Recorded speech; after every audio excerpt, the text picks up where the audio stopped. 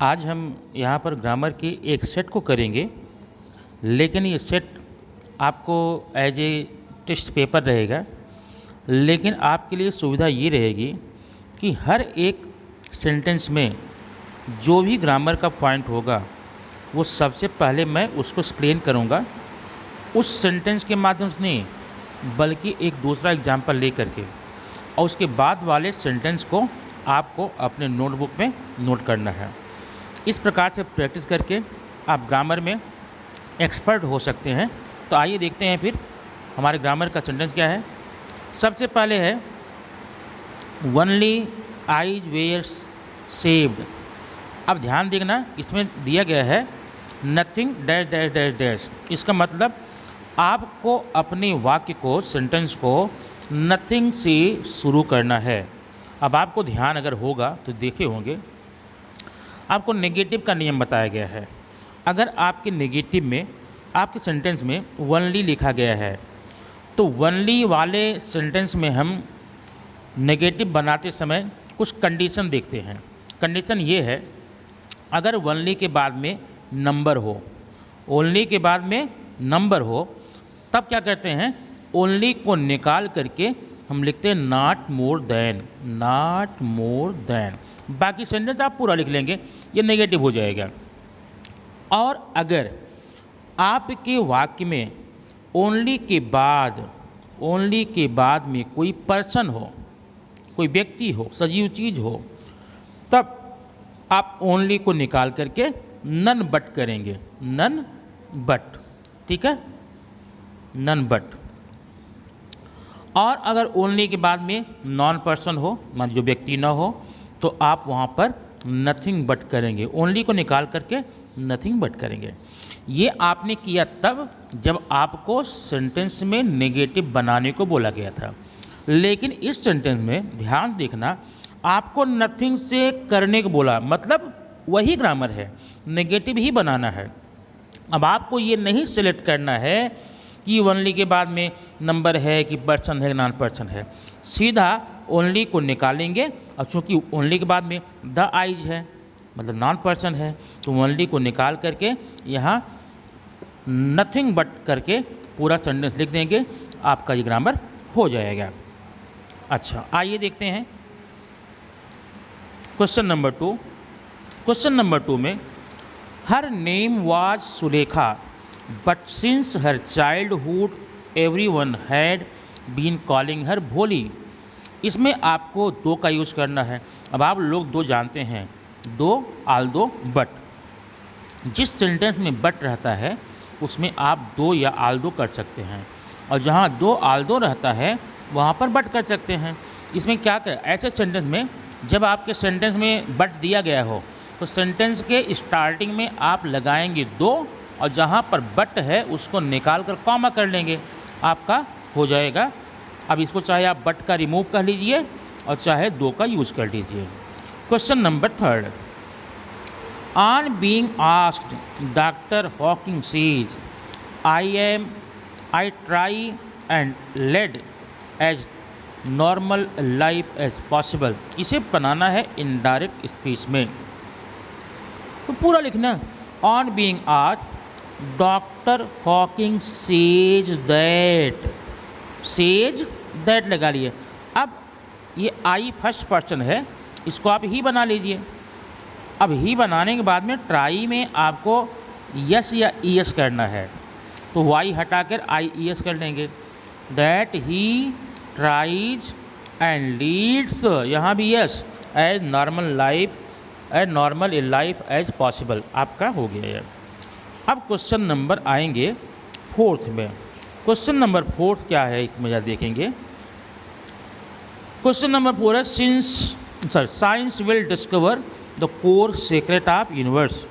अब यहाँ पर आपको द कोर सीक्रेट से शुरू करना है। अब बताइए कोर सीक्रेट है कहाँ, ये है कोर सीक्रेट। अब ये है क्या, ऑब्जेक्ट है, मतलब ये ऑब्जेक्ट को आपको शुरू में ले जाने को बोल रहा है। और ऐसा कब होता है, ऑब्जेक्ट की जगह पर सब्जेक्ट, सब्जेक्ट की जगह पर ऑब्जेक्ट। ऐसा आप कब कर सकते हैं, जब आपको वॉइस चेंज करना होता है। इसका मतलब समझ लीजिए, इसमें आपको वॉइस चेंज करना है। Question number 5, the Sahara is the largest hot desert in the world. इसको आपको पॉजिटिव बनानी है। तो सबसे पहले आपको ये देखना है ये वाक्य जो है कॉम्परेटिव में है कि सुपरलेटिव में है। भैया देखो यहाँ पर डिग्री है लार्जेस्ट, इसके पहले द, इसका मतलब ये 100% सुपरलेटिव है। अब इसका पॉजिटिव बनाना है। पॉजिटिव का नियम होता है सबसे पहले आप लगाइए नो अदर। नो अदर लगाने के बाद डिग्री के बाद का पूरा पोर्शन, पहले नो अदर लगाएंगे, फिर देखिए इसमें डिग्री कहाँ है, डिग्री के बाद का पूरा पोर्शन उठा के लिख लीजिए। फिर हेल्पिंग वर्ब ले लेंगे, हेल्पिंग वर्ब दिया गया है। फिर as, as, as plus PD plus as, माने एज लिखेंगे, पीडी मीन्स पॉजिटिव डिग्री, जो डिग्री का वर्ड यहाँ पर है ना सुपरलेटिव में, उसको पॉजिटिव बना लीजिए, प्लस सब्जेक्ट जो स्टार्टिंग में है। हो गया। अब क्वेश्चन नंबर हम आपको लेकर आते हैं 6 में। क्वेश्चन नंबर 6 है, क्वेश्चन नंबर 6 आपका है less than 2.5 million people live in the region. अब इसमें आपको बनाना है WH टाइप क्वेश्चन। अब WH टाइप क्वेश्चन अगर आपको ऐसा आता है, आपको इसमें कुछ न कुछ पोर्शन अंडरलाइन किया रहेगा। तो मैंने इन द रीजन अंडरलाइन कर दिया है। अब चूंकि ये ऑब्जेक्ट है और ऑब्जेक्ट में आपको ये पहचानना है कि प्लेस है, पर्सन है, नाउन है, एडजेक्टिव है, एडवर्ब है, या काउंटेबल अनकाउंटेबल नंबर है, रीजन है, इसी के आधार पे आप स्टार्टिंग में WH वर्ड लिखा करके बना लेंगे। ठीक। Question number 7, the blood was oozing from some of the wound, name the tense. अब टेंस इसमें आपको देख करके हेल्पिंग वर्ब और वर्ब देखिए और कुछ मत देखना, हेल्पिंग वर्ब और वर्ब देख करके आप यहाँ पर टेंस का नाम लिख देंगे। लेकिन आपको सिर्फ नाम नहीं लिखना है, कैसे लिखना है मैं एक एग्जाम्पल दूंगा, ठीक है, उसके बाद करना। देखिए, they will go to school. अब इसमें अगर आपको टेंस का नाम देना है तो इसमें सिंपल फ्यूचर है, पक्का है, लेकिन सिंपल फ्यूचर देख के आपको कौन सा पार्ट इसका ये दिखा रहा है कि सिंपल फ्यूचर है। अगर आप सिर्फ गो बोले तो ऐसा तो है नहीं कि गो फर्स्ट फॉर्म है, केवल सिंपल फ्यूचर में आता है। अगर आप विल बोलना चाहें तो भी सही नहीं है, क्योंकि विल तो फ्यूचर के हर पार्ट में आता है, सिंपल में आता है, कंटिन्यूअस में आता है, परफेक्ट में आता है, परफेक्ट कंटिन्यूअस में आता है। तो क्या करेंगे, आप दोनों लिखेंगे, कैसे, विल गो डैश, ये फ्यूचर सिंपल टेंस आप लिख देंगे, आपका आंसर हो जाएगा और आपको नंबर मिल जाएगा। वैसे ही क्वेश्चन नंबर 7 में आपको हेल्पिंग वर्ब और वर्ब दोनों को दिखा करके टेंस का नाम लिखना पड़ेगा। अब देखते हैं क्वेश्चन नंबर 8 में क्या है। क्वेश्चन नंबर 8 है the dog on their part raised their pitch, name the tense. आपको टेंस का नाम लिखना है, जैसा आप बताएंगे ऊपर से कर लेंगे। She was only 18 years old when she made international debut, underline the clause, underline and name the clause. अब देखना, जब भी आपको क्लॉज अंडरलाइन करने को कहा जाए तो ध्यान देना, आपके सेंटेंस में कहीं ना कहीं या तो WH वर्ड होगा, अगर ये नहीं होगा तो इफ़ होगा, अगर इफ़ नहीं होगा तो अनलेस होगा, अनलेस नहीं होगा तो दैट होगा, दैट नहीं होगा तो बिकॉज होगा, है ना।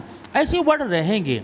आप देखिए ये वर्ड कहाँ पर है, वहीं से लेकर के लास्ट तक आप अंडरलाइन कर देंगे, आपका जो क्लॉज है आपका क्लॉज अंडरलाइन हो जाएगा। अब रह गई बात इसके, हम क्या करें, इसमें नाम लिखना है। नाम लिखने के लिए आपको यह noun clause, adverb clause, adjective clause, ये 3 देखना है। अब 3 देखने में क्या करने वाले हैं, देखिए, अगर ये WH या जो कंजक्शन दिया गया है उसे हम सबऑर्डिनेटर बोलते हैं, इसका उच्चारण क आता है तो नाउन क्लॉज और ज आता है तो एडजेक्टिव क्लॉज। सिंपल सी बात है, इतना करके आप कर सकते हैं। लेकिन अगर मान लीजिए आपके सेंटेंस में व्हेन है, सिंस है, व्हेनेवर है, व्हेनएवर, ठीक है ना, ये सब है adverb clause of time. How है तो adverb clause of manner, because है तो adverb clause of reason, why है एडवर्ब क्लॉज ऑफ रीजन, बराबर है, और वेयर है तो एडवर्ब क्लॉज ऑफ प्लेस। इस प्रकार से एडवर्ब क्लॉज होगा। पहले तो आप कंफर्म कर लीजिए कि ये जो सेंटेंस दिया गया है एडवर्ब क्लॉज तो नहीं है। अगर एडवर्ब क्लॉज है तो ठीक है, जब एडवर्ब क्लॉज न हो तब आप इसकी तरफ जाइएगा क और ज देखने के लिए। अब देखते हैं आज के सेट का क्वेश्चन नंबर 10 मीन्स लास्ट। अब देखना, ये है लास्ट सेंटेंस आपका। She was only 18 years old when she made international डेब्ट। अब इसमें आपको क्या करना है, ध्यान देना, नेगेटिव बनाना है। अब नेगेटिव बनाना है भाई, तो आपको तो बता दिया कि पहले ना इसमें ओनली आया हुआ है और ओनली के बाद नंबर आया है, तो ओनली के बाद नंबर आने के बाद क्या करते हैं, आपको ऊपर हिंट दिया गया है। तो ध्यान देना, इस टेस्ट सेट में हम किसी क्वेश्चन का डायरेक्ट आंसर नहीं बता रहे हैं, उसके बारे में उसके नियम को हम इनडायरेक्टली आपको एग्जाम्पल दे रहे हैं। उसी एग्जाम्पल के सहारे आपको ये करना है, ठीक है। ये क्वेश्चन सेट आप करके परफेक्ट होइए, फिर अगले सेट को मैं नेक्स्ट डे में आपको मिलेगा, उसे भी आपको प्रैक्टिस करनी है। इस प्रकार से अगर आप 10 सेट कर लेते हैं तो आपके एग्ज़ाम के ग्रामर की पूरी तैयारी 100% हो जाएगी। Thank you very much. फिर मिलेंगे नेक्स्ट वीडियो में ऐसे कुछ नए वीडियो के साथ।